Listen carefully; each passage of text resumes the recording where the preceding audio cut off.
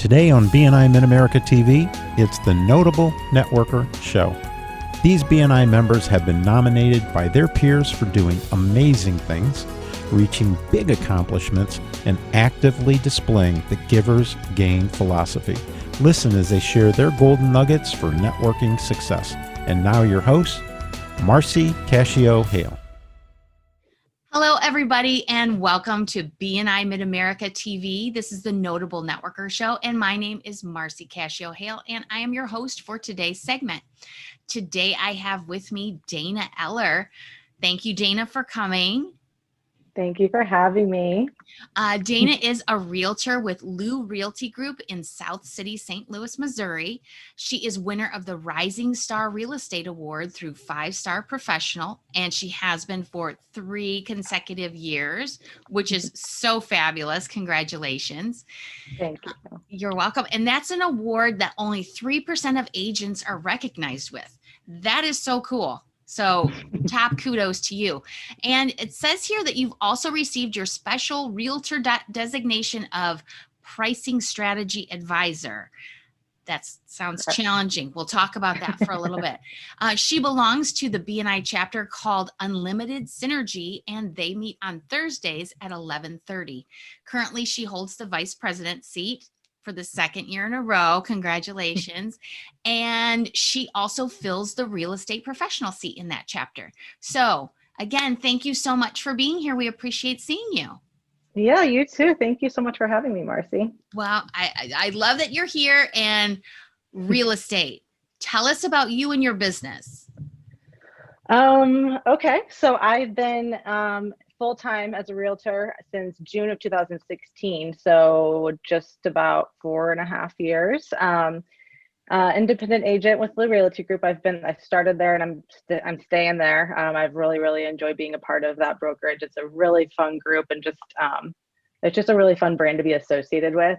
I think everybody, all of our clients and just friends and family, they kind of feel the same way. So it's been really fun, and just real estate in general. I mean, I'm fascinated by it. Honestly, I love touring homes and imagining how you can maybe transform a space. And then I just get to work with some really amazing people. I'm truly never bored with my job. So it's neat to help people achieve something so big and to feel so proud of, with accomplishing, especially buying their first home. So being an integral part of them making that accomplishment it's pretty exciting. Yeah. You're helping people with life events, exactly one of the 6 biggest life events that they will ever do. And you get to do it over and over again too, depending on your client. Yeah, exactly. So, given it's been the 4th year, I'm starting to see more people that were some of my first clients that are moving into their next, the next stage and a step up into a bigger home with starting families and stuff. So it's really fun to work with somebody that I worked with in the beginning, especially because sometimes I think, gosh, I'm such a better agent than I was when I first helped you. I'm such a better agent now. I think that they can see it, and it's just exciting for everybody. So, yeah. Well, it's all a learning curve anyway. And I want to ask you, tell me what makes you special. And in terms of, if somebody hired you as their real estate agent, how do you stand apart from every other agent? Sure. Yeah. I think as far as the whole real estate industry and a real estate professional, typically they're pretty outgoing, nice, friendly people to be around. Most real estate agents are. So, it's not like I'm oh, I have a better personality than all these people are, they actually want to be friends with me. A lot of people feel like that about real estate agents in general, but I think that communication and education is huge. So when I very first meet with any client, I go through a lot of details as far as even just on the sales contract. The sales contract is something that I feel not enough agents spend time to learn, in every aspect of it. They know what's on there, but I read every single word on there, and I want to explain that to my clients so they are prepared and knowledgeable of what they're getting into. the last thing I want, especially for a buyer, the last thing I want is for them to see the sales contract for the very first time when they're actually making an offer on a home, because it's already a lot of nerves and excitement and just all kinds of feelings going on. You don't want to sit down and look at a 9-page contract and be like, what am I signing? So, so education is big, and then just the communication aspect of it. And then I'm pretty successful with, that pricing strategy advisor designation. I'm very, very adamant on like knowing how to price for buyers and sellers. So when you're selling, I want to know how to be most competitive and not leave any money on the table. And then for my buyers, I want to make sure that they're getting a good deal and not overpaying, and just kind of knowing where it's probably going to end up if they're like in a multiple offer situation. So pricing negotiations is another one. I have another designation actually as well. That's a real estate negotiations expert. Ooh. That I took the class for that too. So yeah, that was kind of a few different things, but I guess that's, I hopefully those things are what set me apart, and just making it a fun experience for my clients. Well, anytime you can turn something that's highly charged and highly emotional, like purchasing a house, into something that your buyer understands and is more relaxed with, I definitely say kudos to you. Thank you. That's amazing. Now I want to talk with you a little bit about the Notable Networker nomination that you received. So again, sure. Kudos. I think kudos is my magic word for today. Well done. I want to give you some of the verbiage and some of the wording that I received about you when I was told about you. Great attitude. She looks at everything with, how can we make this win? How can we make it a win? And I love that. And the thing that hits it most is, no matter what the situation is, you're always trying to win, which is wonderful. You have amazing energy. You motivate others with that energy. You are an absolute professional, and you are incredibly dedicated, passionate, and disciplined. And you are someone who truly cares. Oh, wow. That was so nice. I know, all the feels. No kidding. So how does that make you feel? I mean, obviously people are watching you and noticing what you're doing. So how does that make you feel? You can read it. You can read that all over again if you want to. That made me feel great. That was super, super nice. I mean, that's really kind. I hope that I give off good energy, and the discipline thing, I think it's something that everybody can struggle with in one way or another. I might be disciplined about how to motivate my chapter and do good at my my career and do good for my fellow members, but I'm not disciplined about working out as much as I should. So we're not talking about that. Oh no, that's a whole nother topic. So yeah, no, but that was really, really nice. And I hope that I bring good energy to my chapter and motivate other people. That's really great to hear. Well, I think it, and I think we talked about this a little bit earlier, making sure that people know that others are watching and that what they're doing is great is the whole reason we're doing this BNI Mid-America TV, because we want people to know what a great group we have and that they can be part of it. Yeah. So that's great. Yeah. So if you were to give other people advice, other members advice, what would you tell them on how to strive to be a notable networker?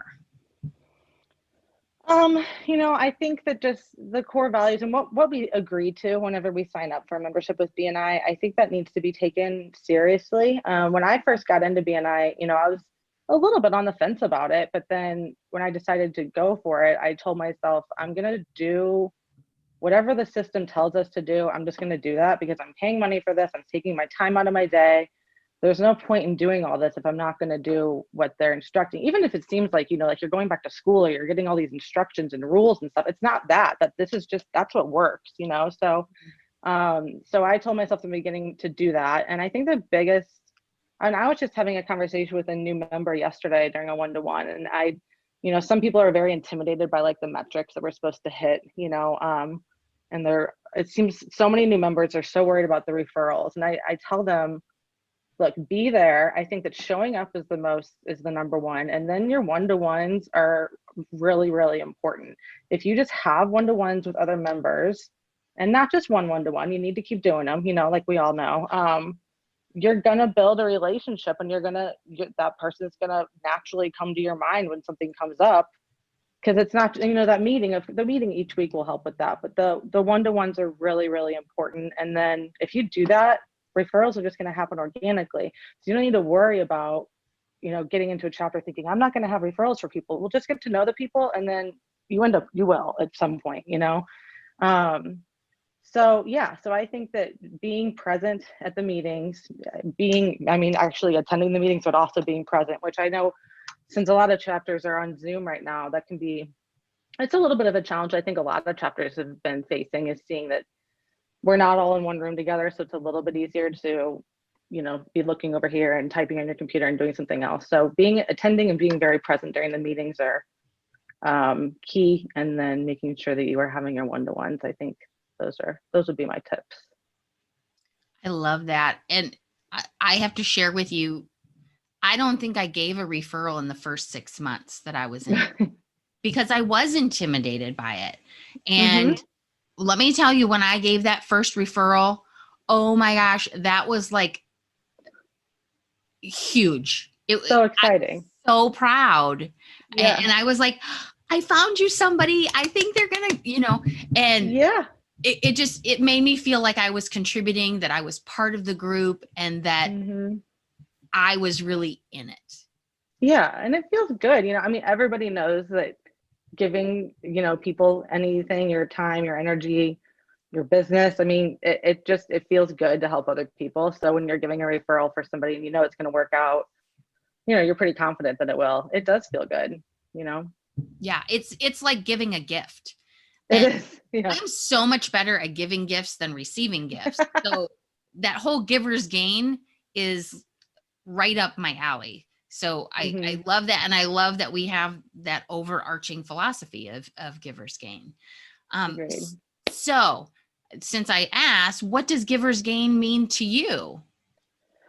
I think it's just kind of like the golden rule, and what goes around comes around. So do unto others what you would have them do unto you. I think that's very, very kind of in line with giver's gain. You want to help other people and see them do well and see them grow their business. If that's what they're in BNI for, they want to achieve that. So being able to help them it's such a great thing to be able to even have the opportunity to do, honestly. Right. And yeah, I think that if you just can't, you got to just think about giving and not have ever the mindset about receiving, because that's not what it's about. It's about the other people. And then, like I said, what goes around comes around. So eventually you'll end up getting that back. Tenfold. Or however many fold that you have in your chapter. It's an amazing thing. It's exponential, and just the whole theory of it works. It does work. Yeah, it's a good thing to just live by. And I think I mentioned to you earlier, I've out of so many different like business strategy, growth models and books that are out there. There's all different kinds of systems that people, say that work for growing your business. But I think the giver's gain is like probably that's up there. It's maybe the top one, or at least in the top couple. I like it. You like it. It's win-win. Yep. So speaking of wins, share with us your biggest BNI win. Oh, this is such a hard question always, Marcy, because I seriously have so many good BNI stories. It's great for just doing this for 3 to 4 years. It's wild how many good stories I have. Oh gosh, I had some really good ones recently, but okay, I'm gonna go back to the one from almost the very beginning. And this was when we were in the process of building my chapter, actually. So it was a while back, but a visitor came. We had a chiropractor in our group at that time who his son kind of transitioned her business, but she invited a visitor who was an accountant. I think the visitor had maybe been to BNI meetings before. She really wasn't probably really interested in joining, but she came. And Virginia had just recently instructed me to use my pricing strategy advisor designation in my sales manager moment. So I started doing that. I think that might have been like one of the first weeks that I used that in my 1 minute little sales pitch. So anyways, the visitor contacted me after the meeting. Her name was Sue, and she asked me to sell a condo that she had of her mom's that had passed, that was in South County in St. Louis. So I was just excited because I barely knew this woman, but I guess I made a pretty good impression, luckily. But she was great. So I helped sell the condo. And then since then, I have helped that same client and her family on top of it. I've helped them sell another property and buy another property. So they're kind of just been continuous clients. And we've really developed a really good business relationship and just relationship in general. So yeah, that was a really good one just because it's been really ongoing, you know. But besides that, just some of the people I've been introduced to or referred to have been so great. Like, I'm so blessed to have been able to meet some of these people. That's so wonderful. I hope I picked the right one because I have a really good one that just closed actually Oh, last then week. share that too. Share that too. Yeah. Okay, so another one is I was referred from our insurance agent with State Farm to some clients who live pretty close by to where my husband and I live, and he had reached out to them about possibly asking if they would be like just checking in, you know, but asking if they maybe be wanting to refinance. And they told him like, we're not really sure what we want to do. We you know, we like where we live. We might want to add on, or, you know, we need to do some work to our house. We don't know if we want to move or stay or what to do. Mm-hmm. So he introduced us, and it took a few times to get in touch with them. But eventually I got in touch and went over to their house, and they have 4 small children. So and they're homeschooled full time, not just because of everything else going on right now. So there's a lot going on in that house. So, Mm-hmm. you know, I'm doing my normal listing consultation, going through what needs to be done before getting the home ready to, you know, put it on the market. And it kind of got to a point where I felt like this list was kind of like growing really exponentially. And I'm like, they have 4 kids, you know, they're homeschooled, like they are busy. Asking them to do all of this is just like, kind of, I'm starting to feel like this is too much, even just saying it, you know? Mm-hmm. So they really wanted to move into another house. And what ended up happening is actually I told them my husband and I buy some investment properties as well. And I explained to them that, you know, we could do this, that we buy this as a rental, you know, you don't have to do anything then. And they ended up being totally happy with that idea. And then we're able to put an offer on another house and move into a new home they just closed on last week that has bedrooms for all the kids and a ton of space for them to play. And they are all just so happy. And they were so grateful for just how everything worked out. And we've like definitely became friends. They're just the sweetest people ever. But like just how thankful they were to my husband and I for like kind of getting them out of a little bit of a tough situation, Mm-hmm. was really, really neat. And that was all came through BNI. So That is so cool. And I'm hearing through both of your stories, which are amazing, by the way. You talk about building long-term relationships, basically. yeah. And that is, I think, one of the benefits to BNI is they're not clients once, they're clients for life. Absolutely. Yeah. And that's wonderful. And I love that you're getting referrals because your chapter trusts you, you know, believes in you. And obviously you have that credibility with them to where you have shown them what amazing care you take with their friends, families, and loved ones. So I hope so. Well done. Well done. Thank you. Okay. One of the other things I want to ask you is, can you share one positive way that you have impacted your chapter?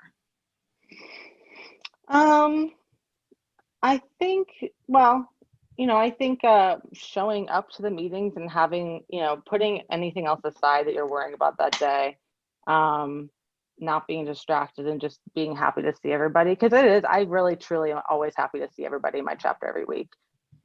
We have a really, really good group. And I know maybe I'm biased. I'm sure a lot of people feel that way, but I've heard from other people even that we have a really good chapter.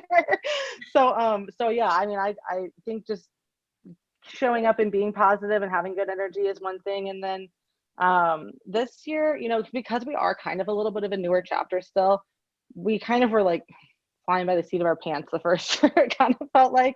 So the systems and everything that BNI recommends you put in place as a chapter as a whole were kind of implemented, kind of not, up until this year. I did take some pretty serious time to make sure that everybody really understood their individual roles in the chapter. So, I mean, because it takes the whole group to really be efficient and effective.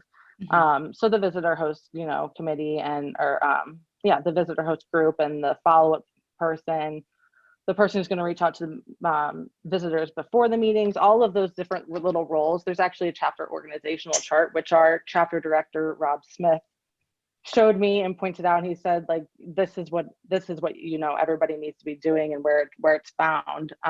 So I filled out the organizational chart and then made sure everybody was very well aware of what they needed to do moving forward to make it just a little bit more of a well-oiled machine, I guess I could say. So I think that was a positive thing. There hasn't been as much confusion as who follows up when and where and who calls who at what point. I think that just has made everybody feel a little bit more at ease, because there was just some confusion sort of in the last year or two as to what each person was supposed to do. Does that make sense? Yes. Well, and I love that because it puts them at ease. They know their expectations. And you're helping to hold them accountable, with giving that information to the chapter. Everybody's able to hold them accountable or ask questions. And people generally do what they're supposed to do if they know what they're supposed to do. Exactly. So I think that's a really good piece of advice, and I'm going to write that down on a sticky right here. Do that. There, that's what I'm going to do. Do the organizational chart. Yeah, it's in the manual. It's a good tool. It's great because if you know where you fit in the machine, right, you're more confident, you're more present, and you're more able to affect change and be part of the positive running of your chapter. Right. Be part of it. I think that's a big thing, because I think that it's better to have a role and be play a part in the chapter than just be given this name of a role that you're supposed to fill and then sit back and just act like a member all the time. You're not really doing anything. You know what I mean? So yeah, I love think it that. really helps people stay more involved, because it's like paying for a gym membership but not going. You want the results, but if you're not actively participating in what you're supposed to do, those results are going to be slim or none. And so BNI is very similar. You invest, but you have to continually invest personally. So I love that. You really put that into perspective for me, and that really hit home. So thank you. Oh, good. Well, hopefully it does for other people too. I'm sure it will. And so what has BNI done for your business? Well, for one thing, it's so awesome to have other people that I can refer to, obviously. And that I just know they're going to put my referrals as a top priority. So that's been really big. When I first got into real estate, I had my broker gave me some referrals for different types of professions and stuff that I could pass along, but I didn't know any of them. I was just a name that I had. So if anybody asks me for anything, it's really cool. And it's so cool that even when I don't have somebody in my own chapter that I need a referral for, for a client, that I can go and look online and never have even maybe met this other BNI member before, but send them a referral, and that it's almost like everybody in BNI is vetted. If you get a referral from another outside of your chapter member, I still can, it's so cool to be able to trust the whole network, so that's been really awesome. And it seems it's cool to be able to have oh yeah, call Dane, our insurance agent, tell him I told you to call, and you just know that they're going to get treated really great. So that's been good. I think it's just helped me kind of just grow professionally. I love listening to those BNI podcasts. I think that those are awesome. And it's just the whole mentality, I mean, it does not pay to be selfish and to just be thinking about yourself.